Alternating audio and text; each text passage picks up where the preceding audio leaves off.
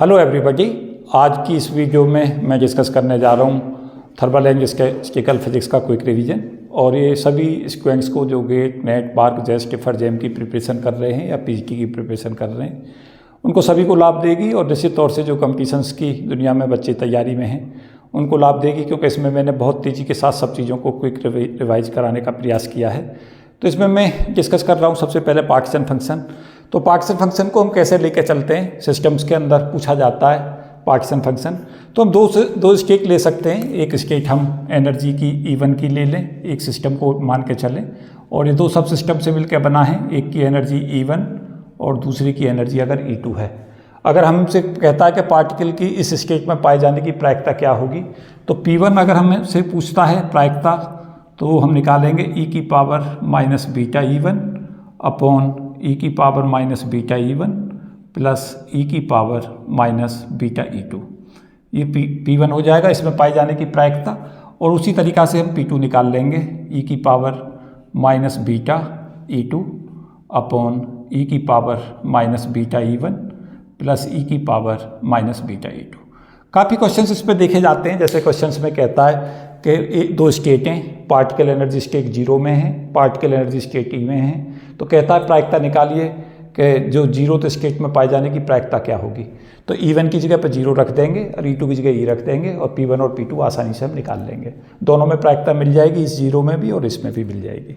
अगर इसी क्वेश्चन को आगे बढ़ा देता है 3 स्टेटों तक, कि अगर हमारे पास सिस्टम के अंदर 3 स्टेट हैं, तो यहाँ पे हमारे पास E3 और सपोज किया केस में ले लेता है, तो यहाँ पे एक टर्म e⁻βE3 ऐड कर दें, और यहाँ भी e⁻βE3 ऐड कर दें।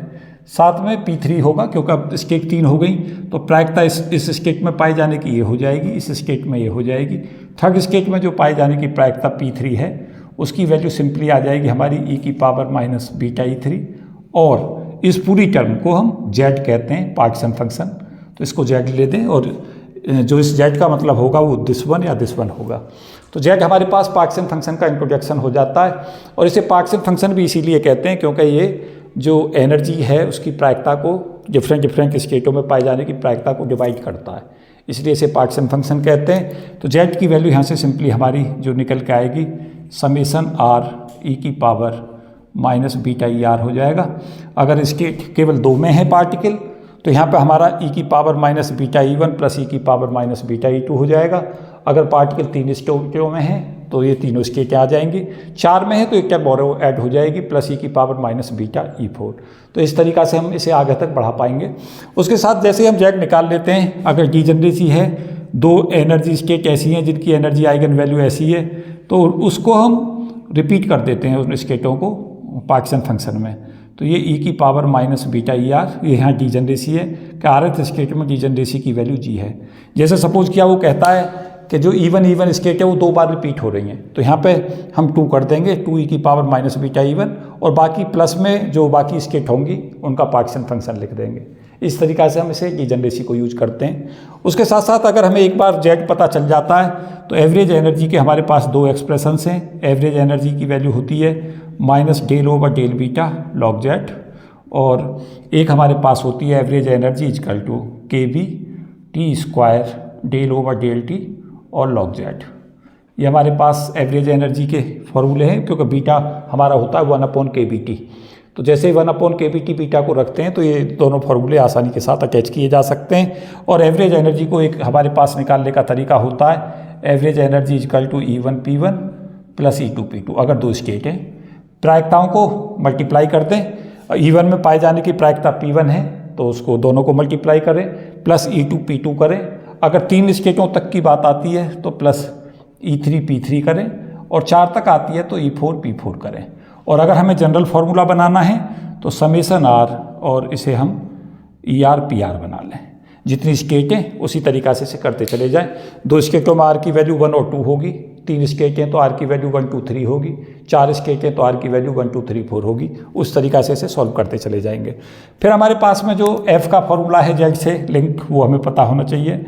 F की वैल्यू होती है -kB Boltzmann constant × T log Z। तो पहले Z निकाल लें। इस फॉर्मूले से या इससे जिसकी भी रिक्वायरमेंट है, और एफ बराबर माइनस के बी टी लॉग जेड में एफ हेल्महोल्ट्ज़ फंक्शन को निकाल लें। फिर प्रेशर निकाल लें। प्रेशर की वैल्यू हमारी सिंपली जो होगी वो हो जाएगी minus del F upon del V at constant T, और एस की जो वैल्यू होगी वो हमारी होगी minus del F upon del T at constant V. तो ये इस तरीक़ा से प्रेशर और एस एंट्रोपी कैलकुलेट हो जाएंगे। तो हम क्या करें, पहले जेड कैलकुलेट कर लें, और जेड कैलकुलेट करने के बाद में एफ निकाल लें सिस्टम का। एफ का फॉर्मूला ये मैंने लिखा है माइनस के टी लॉग जेड। फिर प्रेशर और एस चाहिए तो हम यहाँ से कैलकुलेट कर लेते हैं। केमिकल पोटेंशियल चाहिए तो केमिकल पोटेंशियल के लिए म्यू की जो वैल्यू है वो हमारी del F upon del N हो जाती है। ये भी याद रखें, एन जहाँ पे नंबर ऑफ पार्टिकल्स हैं तो केमिकल पोटेंशियल यहाँ से कैलकुलेट हो जाता है। तो ये इस तरीक़ा से हम इसमें बढ़ते हैं, और यहाँ से हम सिंपल फिजिकल पैरामीटरों को कैलकुलेट कर लेते हैं। अब चाहते हैं कि हमारे पास जो स्टैंडर्ड रिजल्ट्स हैं उनमें हम चाहें कि पार्ट्स एंड फंक्शंस हमें वेरियस सिस्टम्स में हम किस तरीक़ा से पार्ट्स एंड फंक्शन की वैल्यूज जो है हमें ज्ञात होनी चाहिए। तो उन्हें दो तरीका है, एक तो हम निकालना सीखें, तो वो मैंने सब वीडियो में डिस्कस कर रखा है कि हम कैसे कैलकुलेट करें, कैसे उन्हें अप्लाई करें। लेकिन क्योंकि ये वीडियो क्विक रिवीजन की तौर पे है तो यहाँ पे मैं जो रिवाइज आपको करा रहा हूँ वो रिजल्टों को रिवाइज करा रहा हूँ, तो थोड़ा तेज़ी के साथ प्रयास करूँगा रिवीजन कराने का। तो हमारे पास जो सबसे सिंपलेस्ट केस है वो है जो केस आता है 1D हार्मोनिक ऑसिलेटर का। तो 1D HO लिखा है मैंने ब्रीफ में, वन डायमेंशनल हार्मोनिक ऑसिलेटर। तो इसका पार्ट्स एंड फंक्शन जो होता है वो जेड होता है के t upon H cut omega. के को के भी करे दे रहा हूँ, एच कट ओमेगा, जहाँ के भी बोल्ट्जमैन कांस्टेंट, टी टेम्परेचर है, एच कट में एच कट एच अपॉन 2 पाई है, ओमेगा यहाँ पे हमारी फ्रीक्वेंसी है। अब इसके केस में हम देखेंगे 1D के बाद अगर क्वेश्चंस आइसोट्रोपिक हार्मोनिक केस में कहता है तो 2D HO के लिए हम क्या करेंगे, इसी में स्क्वायर लगा देंगे। तो जेड जो होगा हमारा वो हो जाएगा के we T upon H cut omega और इसका पूरे का होल स्क्वायर। 3D में अगर हमें जाना है तो उसी तरीक़ा से के we T upon H cut omega की पावर क्यूब, और ओमेगा हमने सेम रखा है। तो ये हार्मोनिक ऑसिलेटर्स है और आइसोट्रोपिक है, क्योंकि अगर फ्रीक्वेंसी सेम आती है सब दिशाओं में तो उसे हम कहते हैं आइसोट्रोपिक। अगर ये एनाइसोट्रोपिक हार्मोनिक ऑसिलेटर है तो फिर हम क्या करते हैं, यहाँ पे K B T upon H cut omega X, K B अगले वाले में K B T upon H cut omega Y, और अगर 3D तक जा रहे हैं तो K B T upon H cut omega Z तक ले लेंगे और फिर सबको मल्टीप्लाई कर देते हैं। तो डायमेंशन में पार्ट्स एंड फंक्शन याद रखें कि अगर जेड है एक ही दिशा में है तो जेड एक्स लें, 2D में है तो पार्ट्स एंड फंक्शन एक्स और वाई दोनों दिशाओं का मल्टीप्लाई कर दें, और अगर 3D तक हमें जाना है तो तीनों को मल्टीप्लाई कर दें। तो एक्स डायमेंशन में ले लें पार्ट्स एंड फंक्शन, फिर वाई में ले लें, फिर जेड में ले लें। तो 6 पार्ट्स एंड फंक्शन बच्चों यहाँ पे हमें मिल जाते हैं। एक 1 डायमेंशन हार्मोनिक ऑसिलेटर का आइसोट्रोपिक के केस में, फिर 2 डायमेंशन में आइसोट्रोपिक का, 3 डायमेंशन में आइसोट्रोपिक का, और फिर हमारे पास आइसोट्रोपिक के अलावा एनाइसोट्रोपिक जिनमें omega X, omega Y, omega Z अलग अलग होते हैं। तो इस तरीक़ा से इस पे क्वेश्चंस काफ़ी पूछे जाते हैं, तो इसको तैयार रखें। साथ साथ हमारे पास बहुत ही महत्वपूर्ण जो हो जाता है वो हमारे पास जेड की वैल्यू होती है 2 sine hyperbolic beta h cut omega by 2 और इस पूरे की पावर -1। ये हमारा क्वांटम मैकेनिकल हार्मोनिक ऑसिलेटर का पार्ट्स एंड फंक्शन है, और ये 2 तरीक़ा से लिखा जाता है। एक इसकी वैल्यू जो होती है, ये हमारा पूरा कंसेप्ट जो मैं डिस्कस कर रहा था ये क्लासिकल का था, और अब जो डिस्कस कर रहा हूँ वो क्वांटम मैकेनिकल हार्मोनिक ऑसिलेटर का ले रहा हूँ। अगर क्वांटम मैकेनिकल हार्मोनिक है और 1 डायमेंशन में है तो हम केवल इतना लिखें, क्वांटम मैकेनिकल हार्मोनिक ऑसिलेटर है, आइसोट्रोपिक है, 2 डायमेंशंस में हमें लिखना है तो इसी में पावर -2 आ जाएगी, और अगर 3D तक जाना आइसोट्रोपिक में तो पावर -3 तक चली जाएगी। तो इस तरीक़ा से 1D, 2D, 3D हो जाएंगे। उसके बाद अगर हमारे पास में एनाइसोट्रोपिक है और क्वांटम मैकेनिकल हमें बनाना है तो एक बार ओमेगा एक्स ले लें, एक बार ओमेगा वाई ले लें, एक बार ओमेगा जेड ले लें, और फिर आपस में मल्टीप्लाई कर दें। तो ये कई सारे क्वेश्चंस एक साथ कवर हो जाएंगे। तो ये इंपॉर्टेंट थे जो मैं अभी इसे रिवाइज कर रहा था। हार्मोनिक ऑसिलेटर से इंपॉर्टेंट रहता है, और कई बार इस फॉर्म में भी पूछा जाता है जेड इजकल टू ई की power minus beta h cut omega by 2 upon 1 minus e की power minus beta h cross omega. इस फॉर्म में भी पूछ लिया जाता है, इससे ही ये फॉर्म हमारी ड्राइव होती है। तो जेड के ये 2 फॉर्मूले हमें याद होने चाहिए। यहाँ पे एवरेज एनर्जी हमारे पास इंपॉर्टेंट हो जाती है। एवरेज एनर्जी के 2 फॉर्मूले हैं, एक है h cut omega by 2 plus h cut omega upon e की power h cross omega upon के टी -1। तो ये इस फॉर्म में लिखा जाता है। और ये इसकी एक फॉर्म जो होती है वो होती है हमारी h cut omega by 2 cot hyperbolic और beta h cut omega upon 2। तो ये हमारे पास एवरेज एनर्जी के फॉर्मूले हैं वन डायमेंशन हार्मोनिक ऑसिलेटर के लिए। और one dimension quantum mechanical harmonic oscillators का ये एक्सप्रेशंस है। अगर हमारे पास टी की वैल्यू 0 केल्विन भी हो जाती है तो h कट ओमेगा बटे 2 एनर्जी बची रह जाती है, जिसे हम 0 पॉइंट एनर्जी भी कहते हैं। तो कई बार 0 पॉइंट एनर्जी भी पूछ ली जाती है। ये क्वेश्चंस भी कई बार कंपटीशंस में इस फॉर्म में भी पूछा जा चुका है, तो इस फॉर्म को भी याद रखें। जेट की ये फॉर्म भी पूछी जा चुकी है कंपटीशंस में, ये भी पूछी जा चुकी है, ये भी पूछी जा चुकी है। और ये एवरेज एनर्जी पे तो लगातार ये क्वेश्चंस पूछा ही जाता रहता है, तो ये इंपॉर्टेंट है। यहाँ पे ऑक्यूपेशन इंडेक्स का कंसेप्ट पूछता है। ऑक्यूपेशन इंडेक्स n, उसकी वैल्यू h कट ओमेगा को डिवाइड कर, इसको 0 मान लेते हैं और इस वाली टर्म से इसे डिवाइड कर देते हैं। तो ऑक्यूपेशन इंडेक्स जो होता है वो हमारा होता है 1 अपॉन e की power h cut omega by kt minus 1। ये भी कंपटीशंस में पूछ लिया जाता है ऑक्यूपेशन इंडेक्स, तो ये भी महत्वपूर्ण है। और ये सारे जो फॉर्मूले मैंने रिवाइज कराए ये सभी महत्वपूर्ण थे और इस पर क्वेश्चंस जो है लगातार देखे जाते हैं, लगातार पूछे जाते हैं। तो कंपटीशंस के लिहाज से ये पार्टीशन फंक्शन बहुत ही महत्वपूर्ण टॉपिक में से कहूँगा, क्योंकि इस पर क्वेश्चंस की जो तादाद है काफ़ी ज़्यादा रहती है, काफ़ी ज़्यादा क्वेश्चंस जो है इस पर पूछे जाते हैं। तो पार्टीशन फंक्शन जो स्टैंडर्ड हैं वो मैं रिवाइज करा रहा था, तो इसमें मैंने करीब 6-7 पार्टीशन फंक्शन मैंने बताए किस किस सिस्टम्स के। और हमारे पास में जो इम्पोर्टेंट पार्टीशन फंक्शन है वो ये है कि अगर हमारे पास पैरामैग्नेटिक सब्सटेंस है तो उसका पार्टीशन फंक्शन होता है 2 cos hyperbolic mu B upon के टी।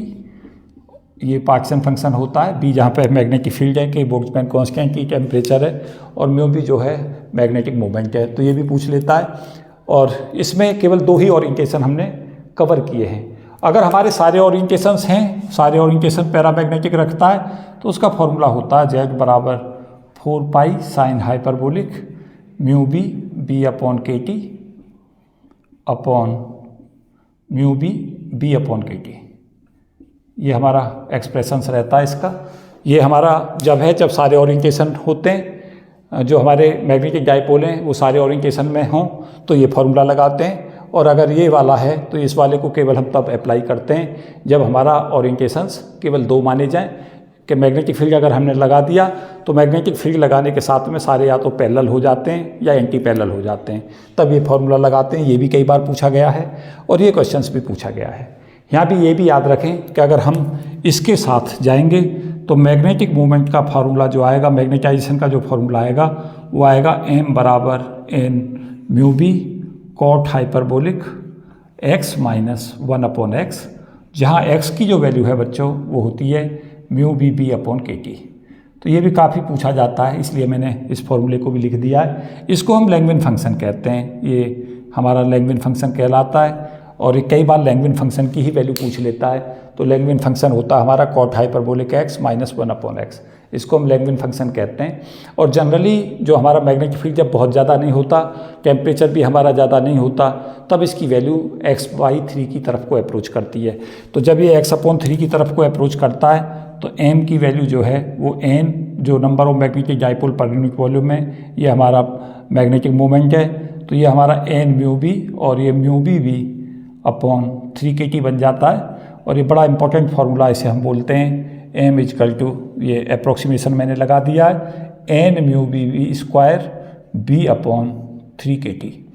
तो इम्पोर्टेंट एक्सप्रेशन है जहाँ मैग्नेटाइजेशन m है, n जो है नंबर ऑफ डाइपोल है पर यूनिट वॉल्यूम, तो मैग्नेटाइजेशन जो ज़्यादा होगा और जब डाइपोल्स ज़्यादा होंगे, b हमारा ज़्यादा होगा और टेम्परेचर कम होगा। ये जो रिजल्ट्स है वो ये बताता है। तो ये इस फॉर्मूले पे भी क्वेश्चंस काफ़ी देखे गए हैं कि मैग्नेटाइजेशन किन फैक्टरों पर निर्भर करता है। ये फार्मूला भी सिंपली पूछा जाता है और जेट के ये दोनों जो फार्मूले हैं वो भी काफ़ी पूछे जाते हैं। उसके बाद हमारे पास जेट जो है कुछ और सिस्टम्स का अगर हम बात करें तो 1 डायमेंशन स्पॉट के लिए बॉक्स में जेट की वैल्यू होती है हमारी z equal to LX upon h 2 pi MKT upon h। तो यहाँ पे आ ही गया है, तो ये हमारा जेट रहता है 1 डायमेंशन बॉक्स के अंदर LX upon h 2 pi MKT की पावर हाफ। अगर इसी बॉक्स को 2D कर देता है और 1 डायमेंशन में लेंथ LX ले लेता है, दूसरे में LY ले लेता है, तो पहले हम क्या करते हैं ZX ले लेते हैं, सिमिलरली जेड वाई ले लेंगे, L Y upon S 2 pi M K T की पावर है हाफ, और फिर दोनों को हम आपस में मल्टीप्लाई कर देंगे। नेट जेड को लिखेंगे Z equal to Z X और जेड वाई, क्योंकि मल्टीप्लिसिटी प्रॉपर्टी को ओबे करेगा। तो जेड हमारा हो जाएगा L X L Y upon H square 2 pi M K T.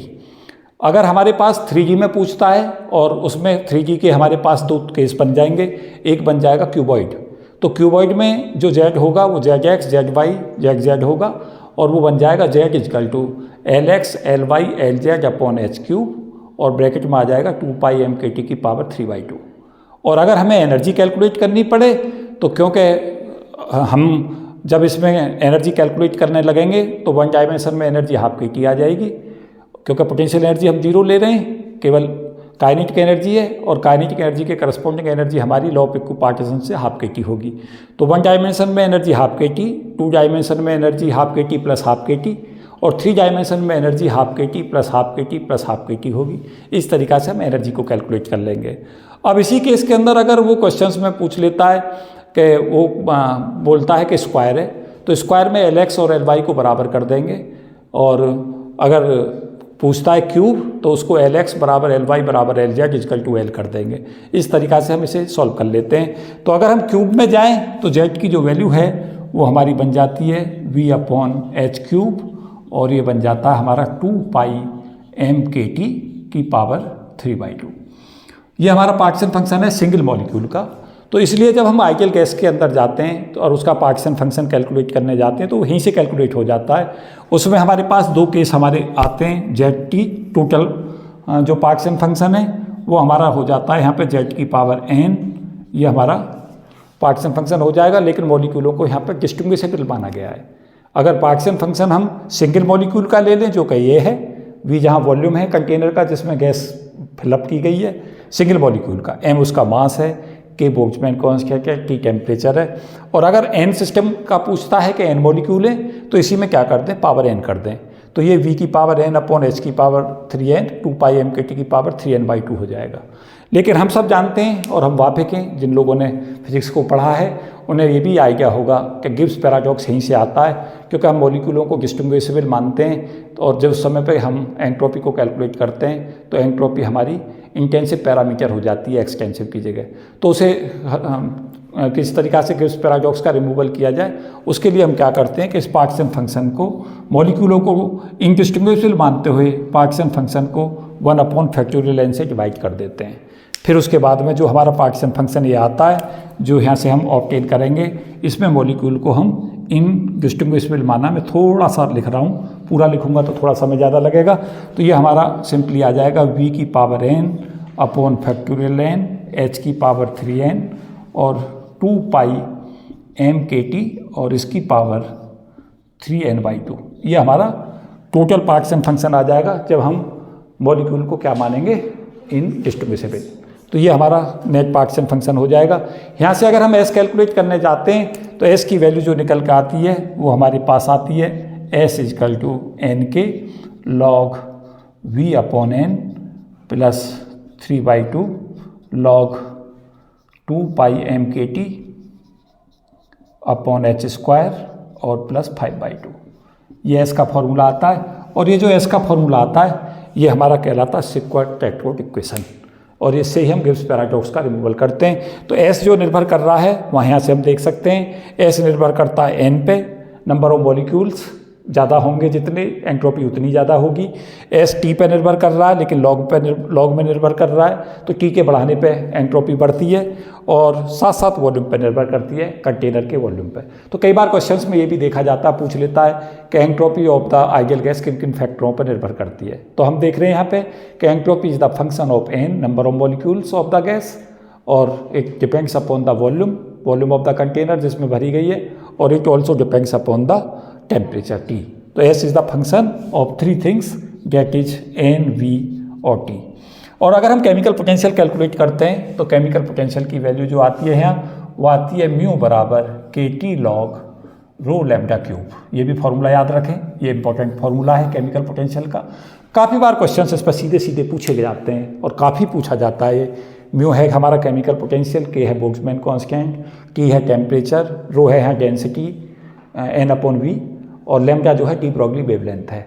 और डी ब्रॉगली वेवलेंथ को हम जो निकालते हैं, लैम्डा जो हमारी कैलकुलेट होती है वो h/p से निकलती है, और p²/2m को 3/2 kT कर देते हैं 3D में, और p की वैल्यू वहाँ से कैलकुलेट कर लेते हैं। इसमें हमारे पास में बच्चों जो इम्पोर्टेंट रिजल्ट हो जाता है वो ये है कि अगर ये रो लैम्डा क्यूब की वैल्यू 1 हो जाती है अगर किसी केस में, तो म्यू 0 हो जाता है। तो क्लासिकल केस में कई बार कहता है कि अगर म्यू 0 है तो रो और लैम्डा के बीच रिलेशन क्या होगा, तो रो लैम्डा क्यूब की जो वैल्यू है वो 1 होगी, और उस तरीक़ा से हम उसे फिर आगे सॉल्व कर लेंगे। अगर रो लैम्डा क्यूब की वैल्यू 1 से ज़्यादा है तो म्यू सदा पॉजिटिव होता है, और रो लैम्डा क्यूब अगर लेस देन 1 होता है तो म्यू नेगेटिव होता है। और नेगेटिव जो होता है केमिकल पोटेंशियल, वो भी याद रखें, नेगेटिव जो केमिकल पोटेंशियल होता है वो हमारी क्लासिकल गैस के लिए होता है। जो हमारे पास कंपेरेबल देखें हम, क्लासिकल और क्वांटम के कंपेरेबल देखें तो म्यू 0 होता है, और अगर म्यू पॉजिटिव है तो वो हमारा क्वांटम मैकेनिकल सिस्टम्स हो जाता है। ये भी याद रखें कि हमारे पास बोसोन गैस में और क्लासिकल गैस में केमिकल पोटेंशियल सदा माइनस होता है, और जो हमारा फर्मी ग्राफ है उसमें केमिकल पोटेंशियल दोनों हो सकते हैं, म्यू नेगेटिव भी हो सकता है और पॉजिटिव भी हो सकता है। केमिकल पोटेंशियल में एक बहुत ही इंपॉर्टेंट चीज़ ये भी हमें याद रखनी है कि केमिकल पोटेंशियल की जो वैल्यू है वो हमारी 0 होती है फोटोन गैस के लिए और फोटोन गैस के लिए। तो ये हमारे पास जो इंपॉर्टेंट चीज़ें हैं वो हमें निश्चित तौर से रिवाइज रखनी चाहिए। 4-5 चीज़ें केमिकल पोटेंशियल पे इंपॉर्टेंट थी, मैंने सब डिस्कस की हैं, तो मुझे उम्मीद है कि ये हमारा काम होगा। और रो लैम्डा क्यूब की वैल्यू जब हमारी लेस देन 1 होती है तो ये क्लासिकल गैस कहलाती है, ये क्लासिकल गैस की वैलिडिटी कंडीशन कहलाती है, जहाँ रो हमारा n/v है और लैम्डा की वैल्यू हम कैलकुलेट कर सकते हैं h/p से। तो ये हमारे इंपॉर्टेंट एक्सप्रेशंस हैं, ये क्लासिकल गैस कंडीशंस है। अगर ये ग्रेटर देन 1 हो जाती है तो क्वांटम गैस की कंडीशंस बन जाती है। तो यहाँ से क्वेश्चंस काफ़ी पूछे जाते हैं। तो ये मैं डिस्कशन जो दे रहा हूँ वो अभी पार्टीशन फंक्शन पे ही चल रहा है, काफ़ी बड़ा टॉपिक है, लेकिन लगातार जो मैं अभी चीज़ें रिवाइज करा रहा था ये सभी ऐसी चीज़ें हैं जो लगातार कंपटीशंस में पूछी जाती हैं, और यहाँ से क्वेश्चंस लगातार पूछा जाता है और आता है। तो मुझे उम्मीद है कि जो क्विक रिवीजन की सीरीज है ये आपको निश्चित तौर से लाभ देगी, और आप पार्टीशन फंक्शन के सारे फॉर्मूलों को बहुत इजीली यहाँ से रिवाइज कर लेंगे। बाकी मैंने कोशिश ये की है कि फॉर्मूले जो भी इसमें इंपॉर्टेंट चीज़ें थी वो सब कवर हो जाए, और अगर कुछ बच भी जाता है तो मैं आगे किसी और पर्टिकुलर वीडियो में डिस्कस कर दूँगा।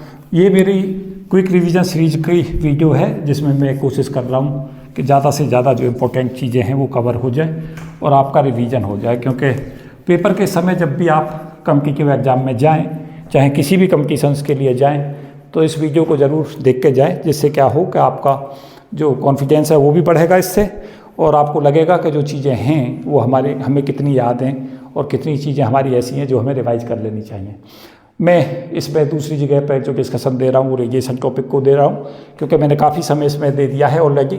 तो रेडिएशन के से शायद ही कोई कॉम्पिटिशन्स ऐसा बचता है जहाँ क्वेश्चंस रेडिएशन से नहीं पूछा जाता।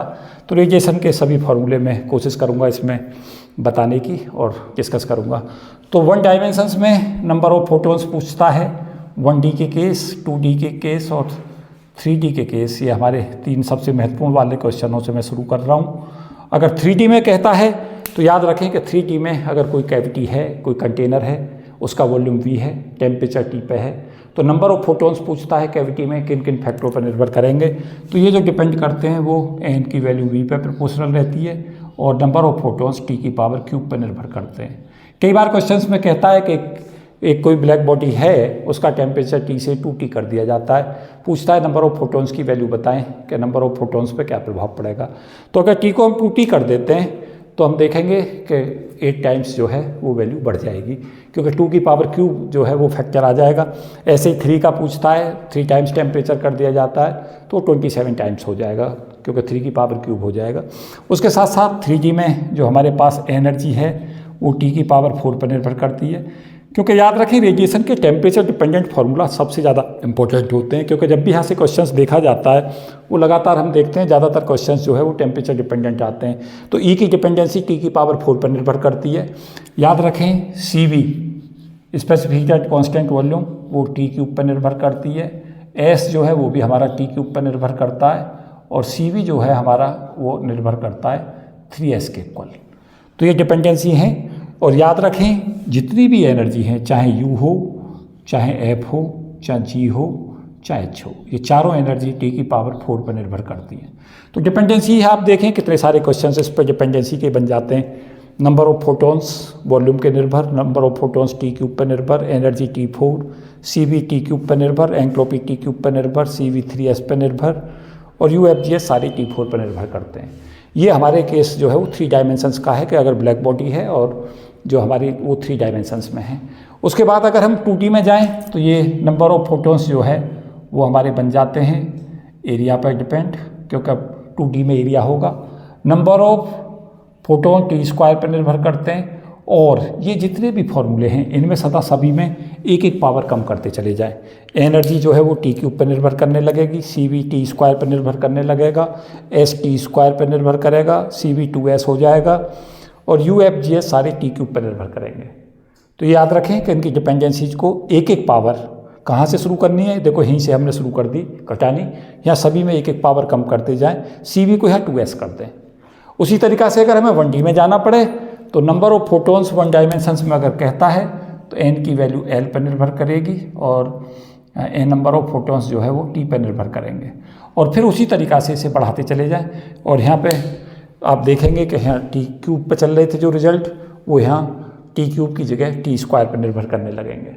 तो ये हमारे पास में सबसे आसान रहेगा। CV की वैल्यू S हो जाएगी तो CV के 3 फॉर्मूले हो जाएंगे। CV बराबर 3S in case of 3D, CV बराबर 2S in the case of 2D और CV बराबर S in the case of 1 dimension.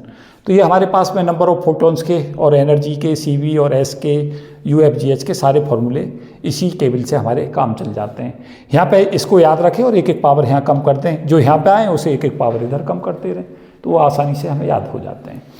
क्योंकि ये क्विक रिवीजन की सीरीज है तो इसमें मैं डेरिवेशन नहीं दूंगा, बताऊंगा नहीं कि ये कैसे आ रहा है, क्योंकि अगर मैं वो बताने लगूंगा तो ये वीडियो बहुत लंबी चली जाएगी और ये अपनी सार्थकता खो देगी। क्योंकि इसका जो कारण है जो इस वीडियो को बनाने का वो ये है कि आप कितनी तेज़ी के साथ में कोर्स को रिवाइज करते हैं। तो ये पार्ट इसी चीज़ का है कि तेज़ी के साथ रिवीजन की सीरीज़ है और इसमें कोशिश ये है कि कम समय में हमें ज़्यादा से ज़्यादा चीज़ें कैसे कवर करें। उसके बाद न्यूटन्स का कूलिंग रेट है कि कोई ब्लैक बॉडी है या कोई बॉडी है जिसका टेम्परेचर θ1 है, उसका टेम्परेचर θ2 हो जाता है तो θ1 - θ2 लिखें। कितने समय में हो जाता है टेम्परेचर, जो θ1 से θ2 फॉल किया है वो टेम्परेचर T में है और T यहाँ पे क्या है, ये टेम्परेचर है। ये शुरू में बॉडी का टेम्परेचर था, ये बाद में हो जाता है और इतने टाइम के बाद हो जाता है। इक्वल टू इसको प्रोपोर्शनल कांस्टेंट के रख दें और ये हमारा न्यूटन्स कूलिंग लॉ में क्या होगा, इन दोनों टेम्परेचरों का एवरेज ले लें हैं माइनस और θ0 हमारा हो जाएगा बच्चों सराउंडिंग टेम्परेचर। तो यहाँ से क्वेश्चंस पूछता है कई बार क्वेश्चंस इस पर पूछे जाते हैं। इसको न्यूटन्स का कूलिंग लॉ कहते हैं। जैसे सराउंडिंग टेम्परेचर, θ1 शुरू में टेम्परेचर था, θ2 बाद में हो जाता है कुछ समय के बाद, वो जो टाइम है वो यहाँ दिया जाता है और θ0 का सराउंडिंग टेम्परेचर दिया हुआ होता है।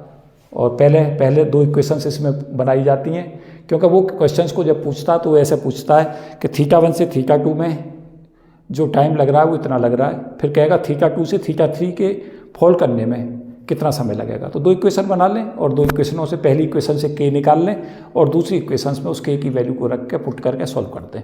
तो यहाँ से क्वेश्चंस पूछा जाता है, कई बार ये फॉर्मूला सीधा भी पूछ लिया जाता है। इसको न्यूटन्स लॉ ऑफ कूलिंग कहते हैं। उसके अलावा जो हमारे पास स्टीफन्स लॉ है, energy radiated per unit area per unit time जो होती है वो T की पावर 4 पर निर्भर करती है ब्लैक बॉडी के। तो जो भी हमारी ब्लैक बॉडी होती है, ब्लैक बॉडी उसको कहते हैं जो रेडिएशंस हम उस पर डाल दें तो पूरे रेडिएशनों को एब्जॉर्ब कर लेती है और जब हाई टेम्परेचर पर उन्हीं जो रेडिएशंस है उसको इमिट करने लगती है। तो परफेक्ट जो ब्लैक बॉडी होती है उसकी जो इमिसिव पावर है, इमिसिविटी, वो हमारी 1 होती है और एब्जॉर्प्शन जो कैपेसिटी है वो भी 1 होती है। दुनिया में कोई भी जो बॉडी है वो परफेक्टली ब्लैक बॉडी नहीं होती और जिनकी black body, perfect black body के पास जो प्रॉपर्टीज़ है जो क्लोज होती हैं उसी को हम ब्लैक बॉडी की तरफ को अप्रोच करना मानते हैं। तो E/AT प्रोपोर्शनल टू T4। अगर इमिसिविटी भी दे रखी है क्वेश्चंस में, पूरी परफेक्ट ब्लैक बॉडी नहीं है तो इमिसिविटी यहाँ पे E ले लेते हैं into T proportional to T4 ले लेते हैं, जहाँ E यहाँ इमिसिविटी है। तो इमिसिविटी कई बार दे देता है क्वेश्चन में, तो यहाँ से हम सिंपली क्वेश्चन को सॉल्व करें। तो एनर्जी को हम देखेंगे तो एनर्जी हमारी यहाँ निर्भर करेगी ब्लैक बॉडी के द्वारा AT और T की पावर 4 और इमिसिविटी भी अगर लेनी है तो E आ जाएगा साथ साथ। इसमें ध्यान रखें, जैसे मैंने कंपटीशंस में देखा एक बार क्या कहता है मैं एक छोटा सा क्वेश्चन बताता हूँ इस पे जो आता है जनरली।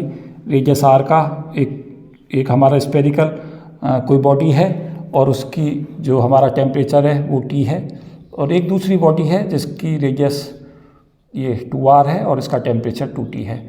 कहता है इन दोनों के द्वारा, ये दोनों ही ब्लैक बॉडी की तरह बिहेव कर रही हैं, दोनों स्फेरिकल बॉडी हैं, और कहता है कि इनकी दोनों की जो एनर्जी है उनकी रेशो निकालिए। तो यहाँ पे क्या है कि ये बहुत सारे बच्चे क्या करते हैं, स्टीफन्स लॉ को T की पावर 4 करके सीधा सॉल्व कर देते हैं इस क्वेश्चन को, जो कि गलत होता है। ऐसा ना करें, एनर्जी को एरिया पे भी लेकर चलें और टेम्परेचर की पावर 4 पे भी लेकर चलें। तो यहाँ पे एरिया जो होगा वो हमारा अगर स्फेरिकल है तो 4πr² हो जाएगा। तो एनर्जी की जब बात करेंगे तो एनर्जी जो यहाँ पे E1/E2 आ जाएगी। उसके लिए हमें क्या करना पड़ेगा, बाकी तो सब कांस्टेंट की तरह ट्रीट होंगे क्योंकि सेम टेम्परेचर में सेम इमिसिविटी मान के चलें, सेम टेम्परेचर के सेम टाइम के लिए मान लें। तो यहाँ पे r² और T की पावर 4 ये इसमें आ जाएगा, और यहाँ 2r की स्क्वायर बनेगा। तो 2r का स्क्वायर का मतलब होगा ये, यहाँ 2r² का मतलब 4 गुना ज़्यादा इसकी वजह से हो जाएगा, और 2T की पावर 4 हो जाएगा यहाँ। तो इस तरीक़ा से सॉल्व कर दें तो E2/E1 हमारा जो सॉल्व करके आएगा वो 2 की पावर 6 बन जाएगा आंसर। तो यहाँ बहुत सारे बच्चे गलती करते हैं कि वो सोचते हैं कि बस टेम्परेचर की पावर 4 ही कर दें, तो वो गलती कभी ना करें, इसलिए मैंने एक छोटा सा एग्जाम्पल दे के बताया है। उसके अलावा हमारी अगर energy per unit area per unit time की बात करें तो temperature of the black body की पावर 4 पे और सराउंडिंग टेम्परेचर की पावर 4 पे निर्भर करता है। जो ब्लैक बॉडी की energy radiated per unit area per unit time है वो हमारा T की पावर 4 माइनस T0 की पावर 4, जहाँ T जो ब्लैक बॉडी का टेम्परेचर है और T0 जो है वो सराउंडिंग टेम्परेचर है। तो ये भी याद रखें, ये भी बहुत ही इंपॉर्टेंट एक्सप्रेशन है। इसे हम कहते हैं स्टीफन बोल्ट्जमैन लॉ, और जो ये फॉर्मूला था जो पहले मैं बता रहा था वो स्टीफन्स लॉ है, ये न्यूटन्स का कूलिंग लॉ है। तो ये तीनों ही ऐसे फॉर्मूले हैं जिन पे क्वेश्चंस रेगुलर इंटरवल पे देखा जाता है, लगातार क्वेश्चंस आता है। उसके अलावा जो हमारे पास वीन्स लॉ है, du lambda d lambda, energy जो ब्लैक बॉडी होती है उसके द्वारा जो एब्जॉर्ब होती है पर यूनिट वॉल्यूम, उसका फॉर्मूला A/लैम्डा की पावर 5 e की power minus B/λT d lambda होता है। ये हमारा वीन्स लॉ कहलाता है। ए और बी कांस्टेंट हैं, जहाँ पे B SC/K होता है और ए जो है वो 8πSC होता है। यहाँ पे जो हम इसे जब हम सॉल्व करते हैं तो यहाँ से हमारे पास लैम्डा टी जो आता है वो SC/4.965 के आता है, और इसकी वैल्यू अप्रॉक्स में जो रहती है वो 0.3 सेंटीमीटर इंटू केल्विन होती है, जिसे हम वीन्स कांस्टेंट कहते हैं दिस वन। और लैम्डा यहाँ पे मिनिमम वेवलेंथ की बात होती है। तो ये वीन्स लॉ होता है। यहाँ से क्वेश्चंस मैं लगातार देखता हूँ, बहुत बार क्वेश्चंस इस पर पूछता है। कई बार क्या करता है, टेम्परेचर बढ़ा देता है, कहता है लैम्डा पे क्या प्रभाव पड़ेगा। तो देखें यहाँ जब T बढ़ेगा तो ये कम होता जाएगा। T सपोज किया हमारा 10 गुना हो जाता है तो जो वेवलेंथ पहले एमिट हो रही थी उसके 1/10 रह जाएगी वेवलेंथ, इतनी कम हो जाएगी। तो इस पर क्वेश्चंस रेगुलर पूछा जाता है, तो इसको भी अच्छे से तैयार करके चलें। उसके अलावा हमारे पास जो U लैम्डा D लैम्डा का जनरल फार्मूला है, जिसे हम प्लांक फार्मूला कहते हैं, वो हमारा होता है 8πSC/λ5 और D लैम्डा अपॉन E की पावर SC/λKT-1। ये फार्मूला होता है, और इस फार्मूले को जो हम बोलते हैं वो हमारा कहलाता है प्लांक रेडिएशन फार्मूला। तो जो हमारे पास कोई बॉडी है वो कितनी एनर्जी एब्जॉर्ब, कितनी एनर्जी जो है वो रखेगी लैम्डा से lambda plus D lambda wavelength के बीच में, और वॉल्यूम को यहाँ पर यूनिट वॉल्यूम लिया है। अगर वॉल्यूम को भी हम साथ लेके चलें तो V से यहाँ मल्टीप्लाई हो जाएगा फॉर्मूले में, अगर पूरे वॉल्यूम V में देखा जाए तो ये पर यूनिट वॉल्यूम है जो ये एनर्जी स्टोर है, और इसको हम कहते हैं प्लांक का रेडिएशन फार्मूला। ये भी पूछा जाता है, ये भी इम्पोर्टेंट है। साथ साथ ये भी याद रखें कि जो हमारा वीन्स लॉ है वो जो हाई टेम्परेचर हैं उनकी जो वेवलेंथ कैलकुलेट करने के लिए काम करता है, और जो हम स्टार का टेम्परेचर कैलकुलेट करते हैं वो इसी की हेल्प से कैलकुलेट करते हैं। सोलर कांस्टेंट का एक फार्मूला है। सोलर कांस्टेंट की जो वैल्यू है जिसे हम S से दिखाते हैं, वो हमारा फार्मूला ऐसे निकलती है T4 = S/σ कैपिटल R/r का होल स्क्वायर। ये जो फार्मूला है वो सोलर कांस्टेंट कैलकुलेट करने के लिए या temperature of the sun calculate करने के लिए काम आता है, जहाँ T जो है वो टेम्परेचर ऑफ द सन है, S सोलर कांस्टेंट है, सिग्मा जो है वो हमारा स्टीफन कांस्टेंट है, कैपिटल R जो रेडियस ऑफ द सन है, और स्मॉल r जो है सन और अर्थ के बीच की रेडियस है। जो सन से हमारा रेडिएशन आता है, अगर हम 1 सेंटीमीटर स्क्वायर का क्षेत्र लें और 1 मिनट में उसमें रेडिएशन देखें कितना एब्जॉर्ब होता है, तो 2 कैलोरी एब्जॉर्ब होता है। ये सोलर कांस्टेंट कहलाता है। तो सोलर कांस्टेंट को भी देख के चलें और इन सभी फार्मूलों को बहुत अच्छे से तैयार करके चलें, क्योंकि रेडिएशन से जो क्वेश्चंस हैं और इन फार्मूलों पर बेस्ड क्वेश्चंस रेगुलर इंटरवल पर पूछे जाते हैं। तो मुझे उम्मीद है कि ये जो फार्मूला है और फार्मूले की सीरीज में डिस्कस कर रहा हूँ, ये निश्चित तौर से आपके काम आएगी और आपको पेपरों में जहाँ पे भी आप कॉम्पिटिटिव एग्ज़ाम में जा रहे हैं वहाँ पे आपको पता भी चलेगा कि आपको कौन कौन से इनमें से फार्मूले नहीं आते, तो आप उन फार्मूलों को फिर से देख लें या मेरी इन वीडियो की मदद से याद कर लें। इन्हें जैसे ही आप याद करके जाएंगे तो आपका कॉन्फिडेंस निश्चित तौर से ये वीडियो बढ़ाएंगी। रेडिएशंस में मुझे उम्मीद है कि ज़्यादातर जो चीज़ें थीं, जितने लॉ वगैरह थे, एक हमारा किरचॉफ्स लॉ है जिसमें हम सब जानते हैं ई लैम्डा अपॉन ए लैम्डा की वैल्यू जो है वो हमारी कांस्टेंट रहती है और ये वैल्यू ई लैम्डा के बराबर आती है उस वेवलेंथ के ऊपर emissivity of the black body के बराबर। तो ई लैम्डा का मतलब है emissive powers of the black body at a particular wavelength lambda, और ए जो है वो हमारी absorption power at a particular wavelength lambda. इन दोनों की जो रेशो है वो कांस्टेंट होती है।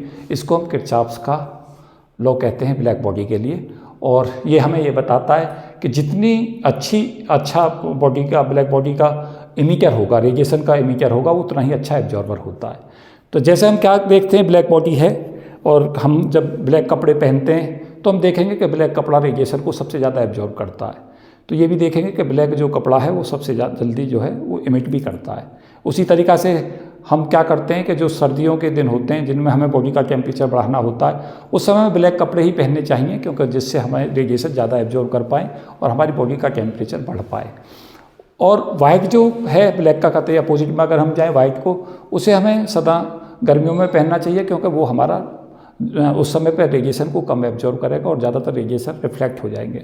तो ये भी याद रखें कि अच्छे इमीटर जो होते हैं वो अच्छे एब्जॉर्बर होते हैं ब्लैक बॉडी में, लेकिन ये भी याद रखें कि जो अच्छा एब्जॉर्बर होता है वो अच्छा इमीटर होगा और इसका वाइस वर्सा भी है। साथ साथ ये भी ध्यान रखें कि जो अच्छा एब्जॉर्बर होता है वो बैड रिफ्लेक्टर भी होता है। तो ये भी ध्यान रखें। ये हमारी 2-3-4 बातें इंपॉर्टेंट हैं, और ये सब किरचॉफ्स लॉ के बारे में मैं डिस्कशन कर रहा था। ये किरचॉफ्स लॉ भी हमारा महत्वपूर्ण है, लगातार क्वेश्चंस इस पर भी देखे जाते हैं। प्रेशर का फॉर्मूला है एनर्जी डेंसिटी से, तो अगर डिफ्यूज रेडिएशन में देखें तो प्रेशर का फॉर्मूला U/3 होता है डिफ्यूज रेडिएशन के लिए। P प्रेशर है, U यहाँ एनर्जी डेंसिटी है, ये फॉर्मूला है। अगर नॉर्मल पे डाल देते हैं पूरा का पूरा रेडिएशन को, ये तो किसी भी सारे एंगलों पे डले हुए रेडिएशन के लिए है। अगर केवल और केवल हम देखें कि रेडिएशन पूरा एब्जॉर्ब हो जाता है, नॉर्मल हम उसे डाल लें, तो फॉर्मूला U होगा प्रेशर का एनर्जी डेंसिटी के बराबर। और अगर एनर्जी रेडिएशन पूरा का पूरा रिफ्लेक्ट बैक हो जाता है तो प्रेशर का फॉर्मूला U की बजाय फिर ये 2U बन जाता है। ये भी याद रखें। तो यहाँ से भी क्वेश्चंस कई बार मैंने देखा है, इसको भी देख के जाएं। ये भी हमारा इम्पोर्टेंट फार्मूले हैं। जो इम्पोर्टेंट फार्मूलों की सीरीज है, जो क्विक रिवीजन सीरीज है, उसमें मैं सब जानकारियाँ दे रहा हूँ, और मुझे उम्मीद है कि निश्चित तौर से आपके कंसेप्टों को आगे बढ़ाने में मदद करेगा। और सबसे अच्छी बात यह है कि वो ये बहुत तेज़ी के साथ रिवाइज कराई जा रही हैं चीज़ें, जिससे क्या हो कम से कम समय में आप इस चीज़ों को रिवाइज कर दें। थर्ड में मैं CP/CV law of equipartition of energy इन्हें डिस्कस कर रहा हूँ। तो याद करें कि अगर हमारे पास डिग्री ऑफ फ्रीडम F है तो 1 डिग्री ऑफ फ्रीडम के साथ एनर्जी ½ kT है। अगर n नंबर ऑफ मॉलिक्यूल हैं तो एनर्जी UA हो जाएगी, U बराबर F × ½ kT × n, जहाँ n number of molecules of gas हैं, F यहाँ पे हमारी डिग्री ऑफ फ्रीडम है, K हमारा बोल्ट्जमैन कांस्टेंट है। अगर हम du/dt कैलकुलेट कर लेते हैं तो du/dt की जो वैल्यू है वो सिंपली हमारी वैल्यू हो जाएगी यहाँ से F/2, और n को हम R ले सकते हैं। ये भी याद रखें K जो हमारा R/n होता है, K जहाँ पे Boltzmann constant, R gas constant, और n हमारा नंबर ऑफ मॉलिक्यूल्स हैं। तो यहाँ पे F/2R हो जाएगा और इसको हम कहेंगे CV। तो ये याद रखें CV की वैल्यू F/2R होती है। उसके अलावा जब हम CP निकालेंगे तो मेयर्स रिलेशन से निकाल लेंगे। CP हमारा हो जाएगा R + CV, और इसे हम निकाल लेंगे R + F/2 × R से। तो ये वैल्यू हमारी R यहाँ से कॉमन निकाल देंगे, ये हमारा 1 + F/2 हो जाएगा। तो यहाँ से CP/CV हमारा सिंपली CP/CV की वैल्यू 1 + 2/F आ जाएगी। लगातार इस फॉर्मूले पे क्वेश्चंस पूछे जाते हैं, बहुत ही ज़्यादा इंपॉर्टेंट फार्मूला में से कहूँगा। लगातार क्वेश्चन इस पर पूछा जाता है क्योंकि हम एडियाबैटिक प्रोसेस में सब वाकिफ हैं कि पी वी गामा जो होता है वो हमारा कांस्टेंट रहता है in the case of the adiabatic process. और एडियाबैटिक प्रोसेस वो होती है जिसमें ना हीट ली जाती है और ना ही हीट दी जाती है।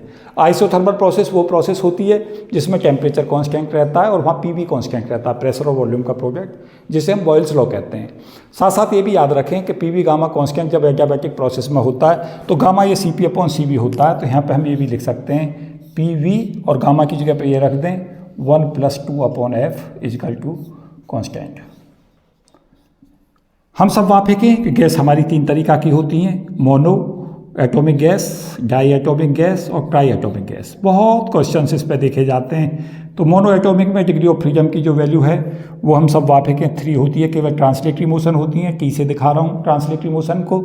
डाई एटॉमिक में 3 ट्रांसलेटरी होती हैं और 2 हमारी रोटेशनल डिग्री ऑफ फ्रीडम होती हैं। तो ये हमारी DOF की संख्या 5 होती है। Degree of freedom try atomic में 2 तरीक़ा की होती हैं, 3 ट्रांसलेटरी 3 रोटेटरी होती हैं। कुछ गैसें ऐसी होती हैं अगर टेम्परेचर हम राइज कर जाते हैं तो 1 वाइब्रेशनल तक वो डिग्री ऑफ फ्रीडम दिखाती हैं, तो वहाँ डिग्री ऑफ फ्रीडम 7 तक चली जाती है। हाइड्रोजन में हम देखें तो हाइड्रोजन की CV तीनों तरीक़ा की वेरी करती है। CV की वैल्यू जो है वह 3/2R भी रहती है, 5/2R भी रहती है और वो हमारी 7/2R भी रहती है। वो इस पर निर्भर करता है कि टेम्परेचर हमारा कितना है। जब हमारा टेम्परेचर कम होता है और कम टेम्परेचर से हम आगे की तरफ बढ़ाते हैं तो शुरू में ट्रांसलेटरी मोशन होती है, फिर जब हमारा टेम्परेचर बढ़ता चला जाता है तो ट्रांसलेटरी के साथ साथ रोटेशनल मोशन शुरू हो जाती हैं और अगर टेम्परेचर हमारा बहुत ज़्यादा हो जाता है तो वाइब्रेशनल मोशन भी शुरू हो जाती हैं। तो ये भी याद रखें कि जो डायटोमिक गैस हैं वो हमारी CV लो टेम्परेचर पे CV की जो वैल्यू है उनकी 3/2R रहती है और हाई टेम्परेचर पर CV की वैल्यू उनकी 5/2R हो जाती है। तो टेम्परेचर डिपेंडेंट होती है बेसिकली जो स्पेसिफिक कांस्टेंट वॉल्यूम है। यहाँ से क्वेश्चंस मैं बता दूँ, जैसे पीछे देखें तो मैंने क्या देखा, जैसे उसने पूछा कि 2 डायमेंशंस के अंदर मॉलिक्यूल मोशन कर रहा है, कोई फोर्स ऑफ अट्रैक्शन नहीं है मॉलिक्यूल के बीच में। तो अगर 2 डायमेंशंस में मोशन कर रहा है, कोई फोर्स ऑफ अट्रैक्शन नहीं है तो V 0 हो गया। 2 डायमेंशन में 2 काइनेटिक एनर्जी होंगी, ट्रांसलेटरी काइनेटिक एनर्जी एक एक्सिस के अलोंग एक पाई के अलोंग, तो डिग्री ऑफ फ्रीडम 2 हो जाएंगी। तो CP/CV की वैल्यू जैसे ही हम यहाँ पे 2 रख देंगे तो 1+2/2 होगा और ये वैल्यू 1+1 = 2 होगी। ये पिछली बार ही नेट में क्वेश्चंस पूछा गया था, तो यहाँ से क्वेश्चंस आता है अगर 1 डायमेंशंस में मॉलिक्यूल है और कोई फोर्स ऑफ अट्रैक्शन नहीं लग रहा है तो सीधा हम यहाँ से सिंपली अप्लाई कर सकते हैं। F की वैल्यू को उस समय पर हमें 1 लेना होगा और ये वैल्यू CP/CV 1+3 होगी, क्योंकि आगे क्वेश्चन ये भी आ सकता है, तो ये भी इंपॉर्टेंट है। साथ साथ ये याद रखें कि अगर हमारा ट्रांसलेटरी मोशन है, तीनों डायमेंशंस में जा रहा है, तो CP/CV की वैल्यू 1+2/3 हम कैलकुलेट कर लेंगे 3 डायमेंशन में और वो वैल्यू 5/3 आ जाएगी। तो CP/CV की वैल्यू 5/3 होगी। तो इस तरीक़ा से हम इसे कैलकुलेट कर सकते हैं। तो यहाँ से क्वेश्चंस रेगुलर इंटरवल पर देखे गए हैं। यहाँ से ये भी याद रखें कि जब हम मोनो एटॉमिक में जाएंगे तो मोनो एटॉमिक में F की वैल्यू को 3 ले लेंगे तो PV की पावर 5/3 बराबर कांस्टेंट हो जाएगी। डाई एटॉमिक में जाएंगे और एडियाबैटिक प्रोसेस है। साथ साथ ये भी याद रखें केवल एडियाबैटिक पर लगता है, सभी में ना लगा दें, कभी सभी में लगा दें। ये भी सबको पता होगा कि आइसोकोरिक प्रोसेस में वॉल्यूम कांस्टेंट रहता है, आइसोथर्मल में टेम्परेचर कांस्टेंट रहता है, आइसोबारिक में हमारा प्रेशर कांस्टेंट रहता है। एडियाबैटिक प्रोसेस में ना तो हीट ली जाती है ना दी जाती है, तो उसमें एंट्रोपी कांस्टेंट रहती है। तो ये सब चीज़ें हमें रिवाइज भी रखनी है और हमें याद भी रखनी है। F की वैल्यू 3 हो जाएगी, मोनो एटॉमिक में 5/3, PV 5/3 कांस्टेंट। अगर डाई एटॉमिक गैस है तो F को 5 ले लें, PV की पावर 7/5 बराबर कांस्टेंट हो जाएगी। और अगर ट्राई एटॉमिक गैस है तो उसके 2 केस होंगे, 6 भी हो सकती है और 7 भी। अगर 6 है तो यहाँ पे 1+2/6 हम कर दें, 1+2/6 का मतलब हो जाएगा हमारा 4/3। तो PV की पावर 4/3 कांस्टेंट बन जाएगा उसमें। तो इस तरीक़ा से ये हमारा फॉर्मूला बन जाएगा। और ये भी याद रखें कि जो ब्लैक बॉडी होता है उसमें प्रेशर वॉल्यूम में जो रिलेशंस होता है वो PV की पावर 4/3 कांस्टेंट रहता है। ये ब्लैक बॉडी का था जो हमारा पीछे चीज़ें हम रिवाइज कर रहे थे रेडिएशन में, वो रह गया था तो मैंने यहाँ डिस्कस कर दिया है। PV की पावर 4/3 बराबर कांस्टेंट। कई बार क्वेश्चंस ब्लैक बॉडी पे पूछता है इस फॉर्मूले पे, तो मैंने इसे यहाँ डिस्कस कर दिया है।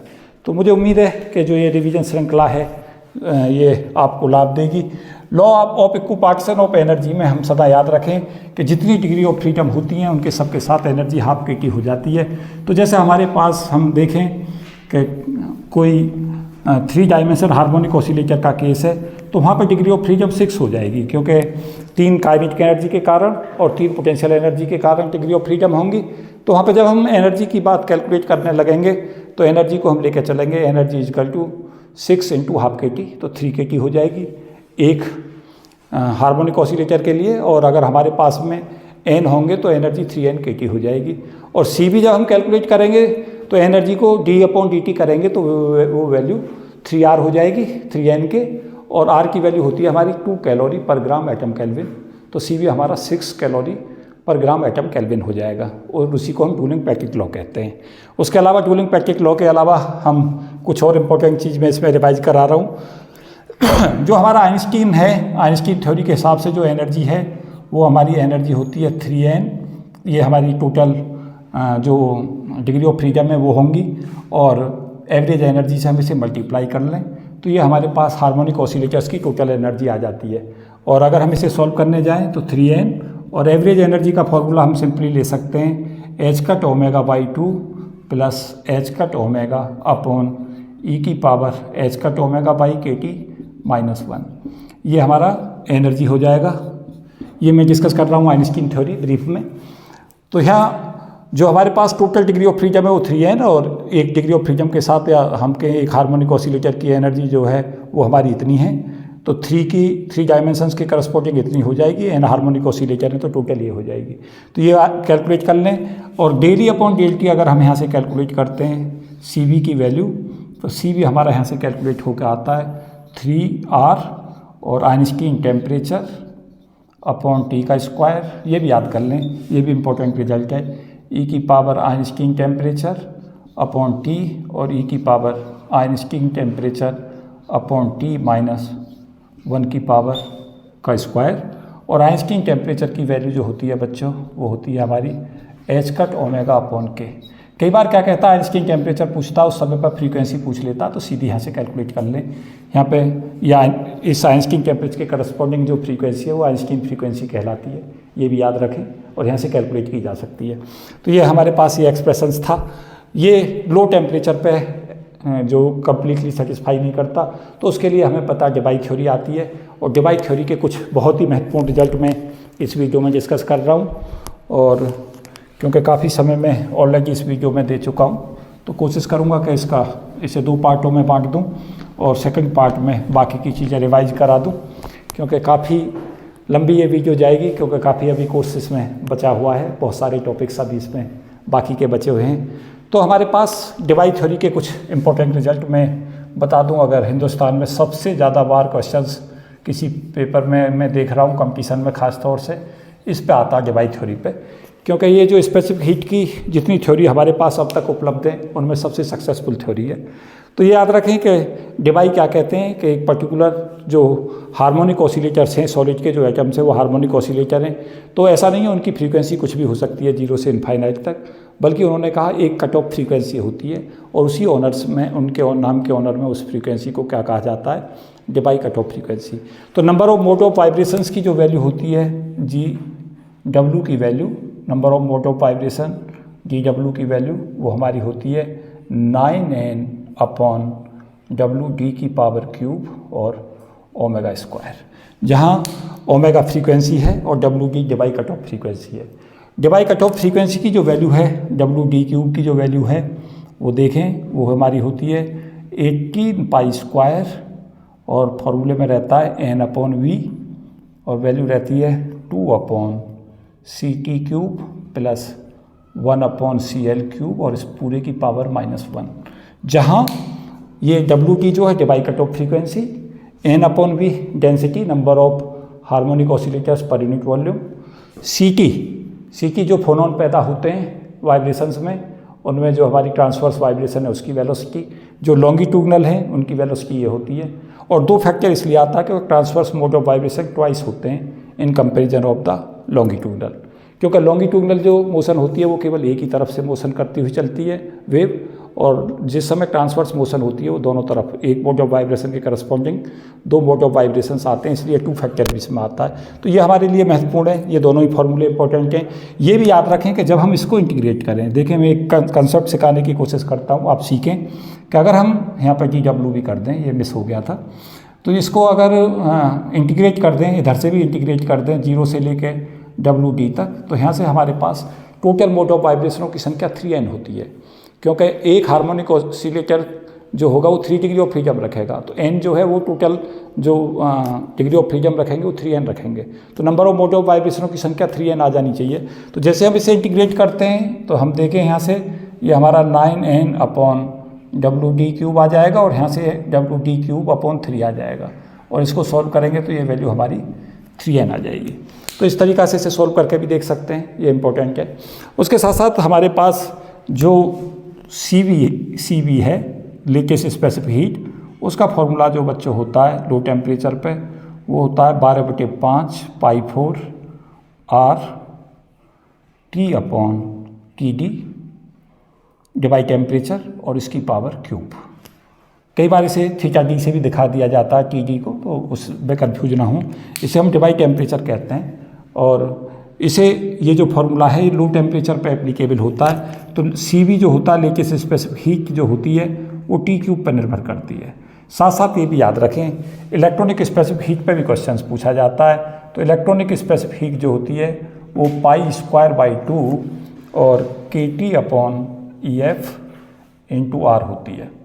तो ये हमारा CV का फार्मूला था इलेक्ट्रॉनिक स्पेसिफिक हीट का, जो T पे डायरेक्टली प्रोपोर्शनल थी और फर्मी एनर्जी पे। इस फार्मूले पे क्वेश्चंस काफ़ी पूछा जाता है, जैसे कहता है कि दो हमारे पास में सॉलिड्स हैं, दोनों सेम टेम्परेचर पे हैं और CV की रेशो इतनी है, तो फर्मी एनर्जी की रेशो निकालो। तो इस यहीं से क्वेश्चन निकलेगा CV1 EF1 बराबर CV2 EF2 कर दें, क्योंकि अगर T सेम है तो फिर उस तरीक़ा से उसे सॉल्व करना होगा। तो याद रखें कि CV जो होगा वो हमारा दो चीज़ों का फैक्टर है, टेम्परेचर का फैक्टर और EF का। फर्मी एनर्जी जितनी ज़्यादा होती है उतनी CV की value electronic specific heat contribution कम होता है, जैसे जैसे हमारा EF ज़्यादा होता है। काफ़ी क्वेश्चंस इस पर पूछे जाते हैं। अगर मैं कहूँ कि जितनी चीज़ें मैं रिवाइज करा रहा था तो सबसे ज़्यादा इंपॉर्टेंट एक ये फार्मूला और ये वाला फार्मूला, जहाँ पे आप देखेंगे लगातार क्वेश्चंस जो है वो पूछे जाते हैं। ये भी याद रखें कि जो CV है वो जो लीकेज का कंट्रीब्यूशन है वो T³, तो यहाँ से ये दो फार्मूला बन जाता है। CV जो है वो CV लीकेज का कंट्रीब्यूशन स्पेसिफिक हीट में, और C इलेक्ट्रॉनिक। और इलेक्ट्रॉनिक कंट्रीब्यूशन में अब यहाँ से हम देख सकते हैं, इसे पूरे को हम लिख दें लीकेज कंट्रीब्यूशन को AT³ और इसको इलेक्ट्रॉनिक कंट्रीब्यूशन को लिख दें BT। तो ये C जो है नेट स्पेसिफिक नेट जो हीट कैपेसिटी है वो AT³ प्लस BT पे करती है। ये कंट्रीब्यूशन इलेक्ट्रॉनिक और ये लीकेज कंट्रीब्यूशंस बहुत बार क्वेश्चंस इस पर देखा जाता है। और साथ में ये भी याद रखें कि चाहे आइंस्टीन थ्योरी हो चाहे डेबाई थ्योरी हो, जो CV की वैल्यू है वो दोनों ही जो थ्योरी हैं वो CV की वैल्यू को जो हमारी स्पेसिफिक हीट है, जो हीट कैपेसिटी है उसकी वैल्यू को 3R देता है जब हमारा टेम्परेचर बहुत हाई हो जाता है। क्योंकि सारे के सारे जो रिजल्ट्स हैं क्वांटम मैकेनिक्स के वो सभी क्लासिकल में कन्वर्ट हो जाते हैं जब टेम्परेचर हाई हो जाता है। इसलिए CV की वैल्यू हमारी 6 कैलोरी पर ग्राम एटम केल्विन हो जाती है जब टेम्परेचर हाई होता है, चाहे वो आइंस्टीन थ्योरी हो, चाहे वो डेबाई थ्योरी हो और चाहे डूलिंग पैकेट लॉ हो। तीनों आपस में रिजेंबल करते हैं हाई टेम्परेचर पे और लो टेम्परेचर पे डिपार्चर करते हैं। लो टेम्परेचर पे जो सबसे ज़्यादा एप्लीकेबल लॉ है वो हमारा कौन सा है, वो डेबाई थ्योरी है। तो ये याद रखें, इनके फॉर्मूले सब याद रखें और जो ये चीज़ें मैं बता रहा था इनको सब याद रखें। तो ये मुझे उम्मीद है कि काम करेगा। एक बार क्वेश्चन इस पर देखा गया कि U की वैल्यू पूछी कि लो टेम्परेचर पर बताएं U कैसे पे निर्भर करेगा। 2 बार क्वेश्चन इस पर पूछा, U का मतलब एनर्जी से है। तो CV की वैल्यू को जब du/dt लेकर चलेंगे और dt को इधर ले जाएंगे और इंटीग्रेट करेंगे तो U T⁴ पर निर्भर करेगा। तो सॉलिड के अंदर जो एनर्जी स्टोर होती है वो T⁴ पर निर्भर करती है। और यहाँ पर जो डिपेंडेंसी है वो ये गलती ना करें, 1/θD डिवाइड टेम्परेचर की पावर क्यूब पे निर्भर करेगी, क्योंकि ये टर्म एज सच बची रहेगी। इसे TD से दिखा दें या θD से दिखा दें वो एक ही बात है, इसे हम डिवाइड टेम्परेचर कहते हैं। तो ये पूरा का पूरा जो डिवाई थ्योरी थी उसके ज़्यादातर जो रिजल्ट्स हैं वो मैंने इसमें रिवाइज कर दिए हैं। बाकी जो इसका सेकंड पोर्शन में जल्दी ही से अपलोड करूँगा। तो इस वीडियो में अभी इतना ही, जो हमारा 3-4 चीज़ें 5 चीज़ें मैंने इसमें डिस्कस कर दी हैं। सबके पार्ट्स एंड फंक्शन डिस्कस कर दिए हैं, रेडिएशन ज़्यादातर सब रिवाइज करा दिया है, CP/CV law of equipartition of energy ये सब डिस्कस किए हैं। और साथ साथ इसमें मैंने आइंस्टीन थ्योरी, डेबाई थ्योरी और डूलिंग पैकेट लॉ ये भी डिस्कस किए हैं, कुछ छोटी छोटी प्रॉब्लम्स भी डिस्कस किए हैं। तो मुझे उम्मीद है कि ये वीडियो काफ़ी सार्थक रहेगी और सभी को निश्चित तौर से लाभ देगी। आगे इसके सेकंड पोर्शंस में आगे कुछ और बहुत ही महत्वपूर्ण चीज़ें मैं डिस्कस करूँगा। तो इस वीडियो में इतना ही। Thank you and best wishes for all of you. जय हिंद।